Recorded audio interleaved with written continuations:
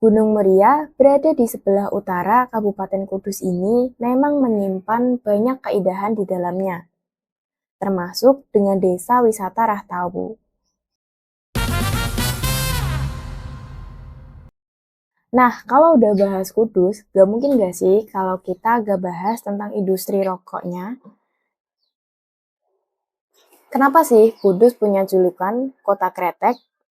Yang pertama, awal mulanya industri rokok di Kudus lahir berkat Haji Damhari yang menemukan kretek ketika berusaha mengatasi sesak napasnya dengan minyak cengkeh. Ia kemudian bereksperimen dengan mencampur bubuk cengkeh dan tembakau, lalu melintingnya dengan klopot atau kulit jagung. Lintingan tersebut dibakarnya sehingga menghasilkan bunyi khas kretek-kretek-kretek. Dan inilah asal-usul munculnya nama rokok kretek. Yang kedua, masuk ke sejarah perkembangan kretek di Indonesia yang tidak luput dari peran Nitis Mito atau Bapak Kretek Indonesia. Nitis Mito seorang yang buta huruf. Awalnya merintis kesuksesannya dari kegagalan di berbagai bidang. Lahir pada 1863, beliau mulai sebagai kusir dokar dan penjual tembakau. Setelah menikahi Nasilah, seorang pembuat rokok kretek, pasangan ini kemudian mengembangkan usaha tersebut menjadi industri besar dengan merek Baltiga di Kudus. Meskipun buta huruf, Nitis Mito terbukti jenius dalam berbagai bisnis kretek. Ia akhirnya berhasil menerapkan manajemen modern dan pemasaran yang inovatif.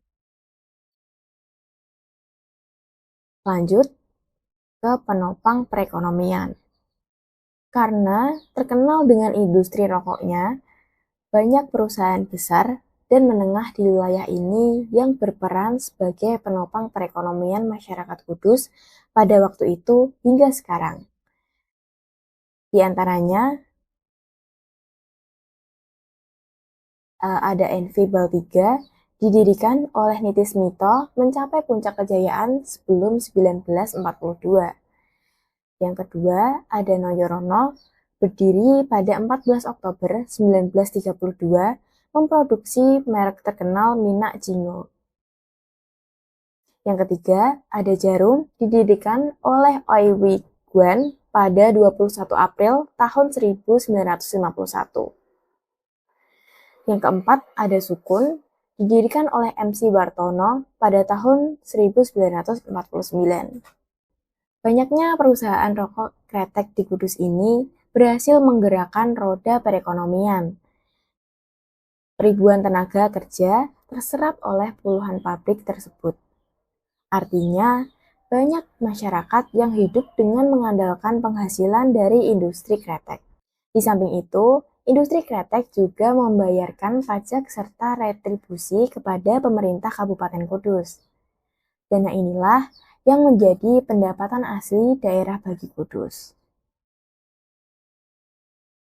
Industri ini tidak hanya mengubah lanskap ekonomi Kudus menjadi kota industri, tetapi juga menciptakan perubahan sosial budaya, terutama dengan munculnya budaya buruh linting.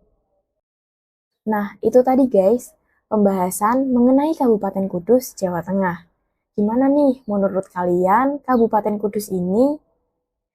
Jadi, begitu ya guys tentang Kabupaten Kudus ini. Selalu nantikan kota-kota menarik lainnya yang bakal kita bahas di channel ini. Nantikan terus episode-episode selanjutnya. See you, bye-bye.